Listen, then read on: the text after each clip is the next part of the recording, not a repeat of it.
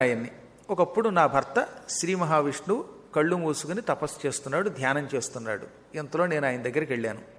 ఆయన ధ్యానం పూర్తయ్యేదాకా పక్కనే కూర్చుని, ఆయన తపస్సు పూర్తయ్యాక, ధ్యానం పూర్తయ్యాక, ఏమండి సమస్త లోకాలు మీకోసం తపస్సు చేస్తాయి, మీరు కళ్ళు మూసుకుని ఎవరి కోసం తపస్సు చేస్తున్నారు అని అడిగాను. అప్పుడు ఆయన ఏమన్నాడో తెలుసా?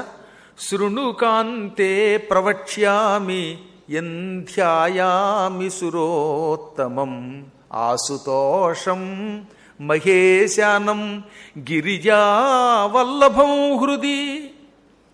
లక్ష్మి, నేనెవరి కోసం తపస్సు చేస్తున్నాను అని నీ అనుమానం, అంతే కదా? నేను తపస్సు చేస్తున్నది, ధ్యానం చేస్తున్నది శివుడి కోసం. పార్వతీ వల్లభుడు పరమేశ్వరుడికి ఆసుతోషుడు అని పేరు. ఆసు అంటే వెంటనే, తోష సంతోషం పొందుతాట. అలా ఒక దండం పెట్టిన వెంటనే ప్రసన్నమయ్యేవాడు గనక పరమేశ్వరుడికి ఆసుతోషుడని పేరు. ఆ ఆసుతోషుణ్ణి, పరమేశ్వరుణ్ణి, మహేశానుణ్ణి మనస్సులో ధ్యానం చేస్తూ ఉంటాను. ఇప్పుడు నేను శివుణ్ణి మనస్సులో పెట్టుకు ధ్యానం చేస్తున్న ఇదే సమయంలో శివుడు కళ్ళు మూసుకుని నా కోసం తపస్సు చేస్తాడు. మేమిద్దరం ఒకేసారి ఒకరి కోసం ఒకరు ధ్యానం చేస్తాం.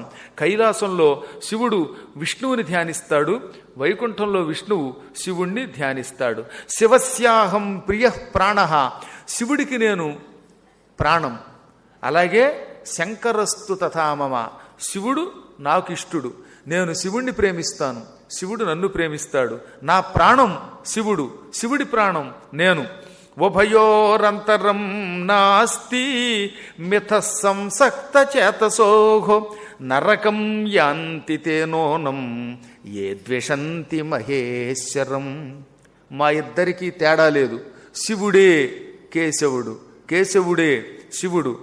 అజ్ఞానులు, మూర్ఖులు తమ పబ్బం గడుపుకోవడానికి శాఖలు స్థాపించుకుని శివద్వేషంతో కొందరు, విష్ణుద్వేషంతో కొంతమంది బ్రతుకుతున్నారు. ఇది ఆ మూర్ఖులు సృష్టించుకున్న భేదం తప్ప మా ఇద్దరికీ భేదం లేదు.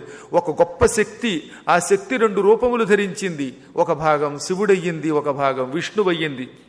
ఈ విషయం లోకానికి చెప్పడానికి మేమిద్దరం రెండు లోకాల్లో ఉంటూ ఒకరినొకరు ధ్యానించుకుంటూ ఉంటాం.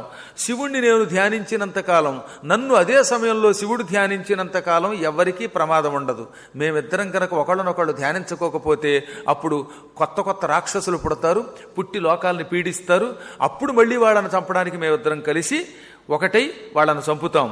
ఇది గ్రహించి శివకేశవులకి అభేదతత్వం పాటించాలి.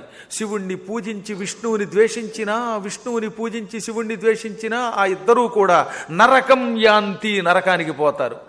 శివద్వేషంతో ఉన్న వైష్ణవులు, వైష్ణవ ద్వేషంతో ఉన్న శైవులు ఇద్దరూ నరకానికి పోతారట. సుస్పష్టంగా చెప్పాడు ఇక్కడ. నా భక్తులు శివుణ్ణి ద్వేషిస్తున్నారు, శివభక్తులు నన్ను ద్వేషిస్తున్నారు. ఈ ఇద్దరూ నరకానికి పోతారు. వీరంతా నరకానికి గ్యారంటీగా పెడతారన్నాడు. పైగా నూనం పూర్తిగా పోతారు నరకానికి, మళ్ళీ అక్కడేం తేడా ఉండదు. కాబట్టి తెలుసుకోవాలి అని ఒకప్పుడు నా భర్త విష్ణువు వైకుంఠంలో నాకు చెప్పాడు. అందుకే అప్పటి నుంచి నేను విష్ణువుతో పనుంటే నిన్ను ధ్యానిస్తున్నాను. నీతో పనుంటే విష్ణువుని ధ్యానించాలి, విష్ణువుతో పనుంటే నిన్ను ధ్యానించాలి.